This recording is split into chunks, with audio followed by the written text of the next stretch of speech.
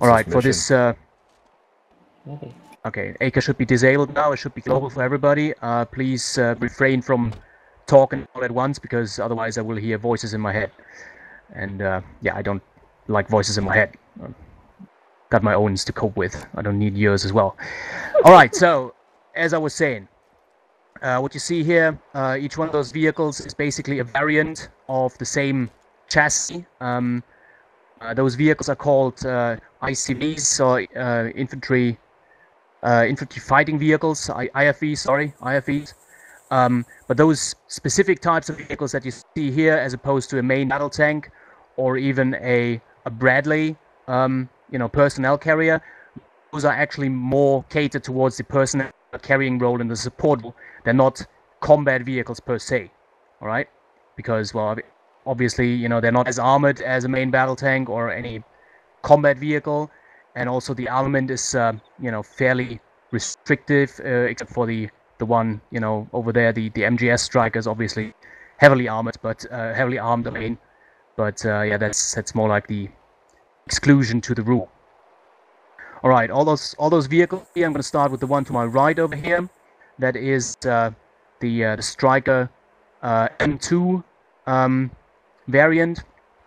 It is based on a Canadian vehicle. It's the LAV-3, which is the one to the furthest right over there, to your left, the green one over there. That's the LAV, and the LAV in turn is based on a Swiss vehicle, the Piranha 3H.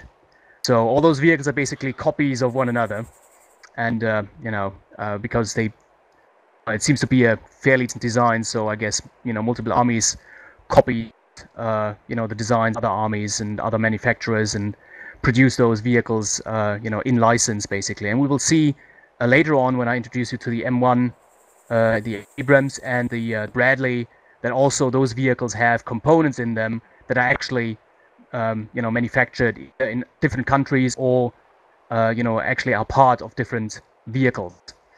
All right, nonetheless, yeah, Striker M2, as you can see, this variant and also the 3 middle variants all have so-called sled armor. That sled armor is designed to defeat rocket-propelled grenades, like normal anti-tank rockets. Unfortunately, not tandem charges, but the standard charges will actually be defeated by this armor, like the standard RPG round, for example. There's one game issue with this, though. The way it is simulated within ACE is that each side of the vehicle has an armor value to it, and the first hit that this vehicle takes with an RPG rocket, for example, will be defeated by the sled armor. The next hit, though, will go through it. So as opposed to reality, it doesn't really matter where exactly you hit the vehicle on the sled armor. It just matters that you hit it once, and then the second hit will go through. All right, just keep that in mind, that it's a game issue. It can't be simulated any other way at this current moment. But anyways, those vehicles weigh around 17 to 18 tons, depending on the loadout and weaponry that they carry. So this one, the M2, weighs about 17 tons. The MGS Striker over there, around 18 to 19 tons. The maximum speed, in this game at least, is approximately 90 kilometers per hour. At least, when we test it on flat surface road, it goes about 90 to 100, depending on, where you drive. So on flat terrain, just go, rule of thumb is 90. So it's slightly faster than a main battle tank. Also, the off-road capability is really not bad on those vehicles. You can go into rough terrain with those things, and they will still retain a fairly decent high speed, somewhat around 60 to 70 kilometers per hour max. What else is there to say? Yeah, weapon system. As I said, this one has an M2 on top. There are other variants. To my left over here, you see a Mark 19. Let's see, what's the other one over here? Oh, that's a mortar variant, right? That one gets rarely used. So you actually have to, not quite sure, you have to attach a script to it, right? Godhand? Might be. I haven't tried mortar variant in the Ace version. It uses the system. Oh, all right. So it's a point-and-click system, so it's not really super realistic.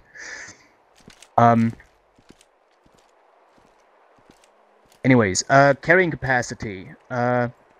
The crew is obviously 3 persons, so you have a driver, commander, and a gunner.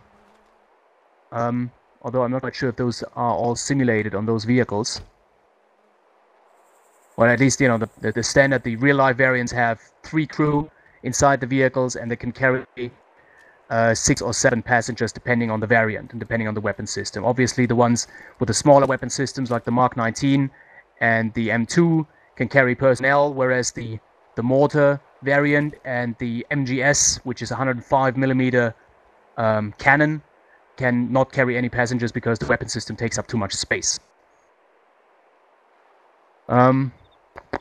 What else is there to say? Not much more, really. Any questions about that? What's the range of these vehicles before they run out of gas? Oh, that is a good question.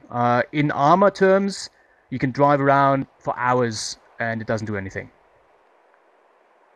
In real life, I don't know, what the range of those things is. Let me see here. I think it's 608.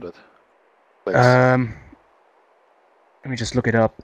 Lev 3 operational range 450 kilometers. Striker 500 kilometers. Somewhat around that. Depending on whether they use their conversion or the Swiss version. Right. Thanks. But as I said, normally in armor, unless you're playing like a mission that goes over the course of a whole day or something like that, or multiple hours, probably won't run out of gas anyways. Thanks. All right, as I said, deploying principle is quite simple. They're used for personnel transport and for light support. So don't use those vehicles. Go into any large-scale engagements with those things because you will get messed up.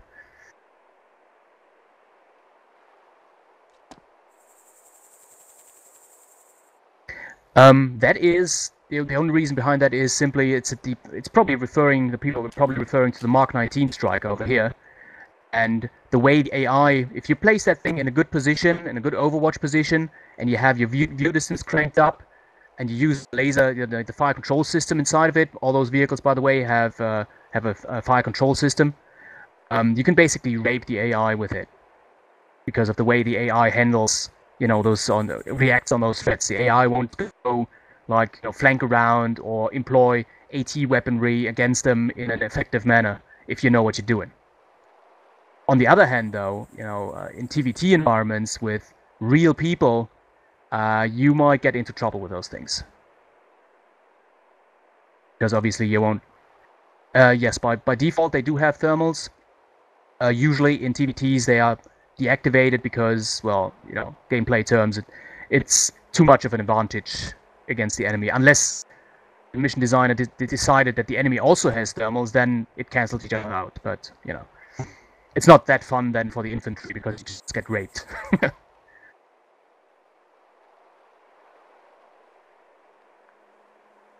All right. Okay. Now that you're in your teams, what we're gonna do is have you. I'll just spawn some extra vehicles because it turns out that the mortar version can't have a commander inside, so you won't be able to. What the fuck you're doing? So I'll spawn an extra version. One thing when you're driving in but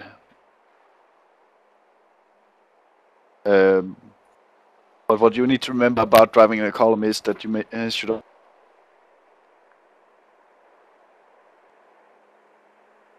in your vehicles in order to get a good dispersion, and this is not to avoid grenades and stuff like that in infantry. It's simply to avoid artillery and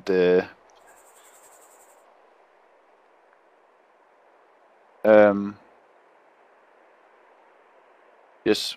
Second thing, if someone stops in the column, or if for any reason anything stops, then you stop in the same instance, because if you continue to drive up and see, oh, what is stopping, let's see what's going on, then you're ruining that spacing. Same thing goes for infantry. Any questions?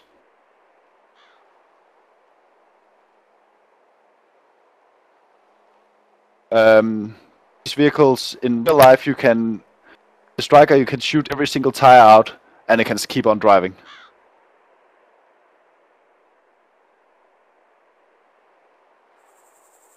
The striker should be rated to take 50 cal ammo. Yeah, exactly. Up to 14.5. That's the Russian what is that thing called again? KV something rather. The thing that the Russian the BTRs heavy have gun. and the 14.5 BRDMs have. Yeah. It's called. No, not the Russian 50 cal. The Russians actually have one cannon which is slightly higher in caliber. It's 14 and a half or something. Yeah, the Dishcam. No, I don't remember the name for that PKT or one. something. Yeah, something like that. Some weird ass. It's in the BTR-90. Russian 80. thing. Apart from that, they are very.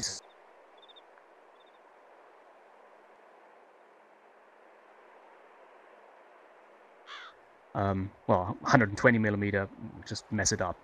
So, yeah, as I said, very light armored. Don't use them as an attack vehicle. It's just a support vehicle.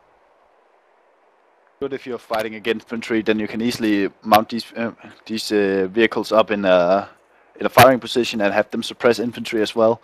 But if you're fighting other armored units, you might consider detaching your armored element.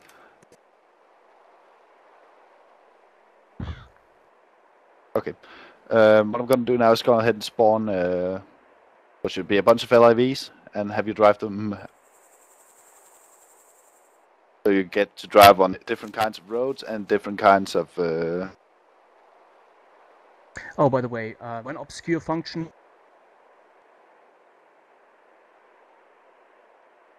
Cut out. Obscure function in A they recently added.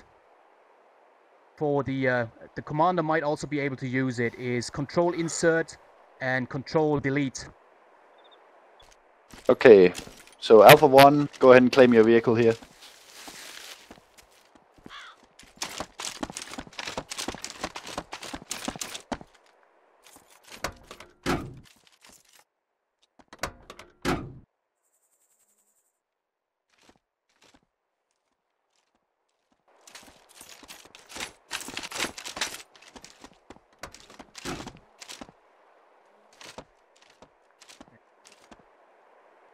Yeah, I'm not. Okay, Alpha 1, Alpha 2, go ahead, move out and set up your column further to the... Got it out. Yeah. Halt. Forward.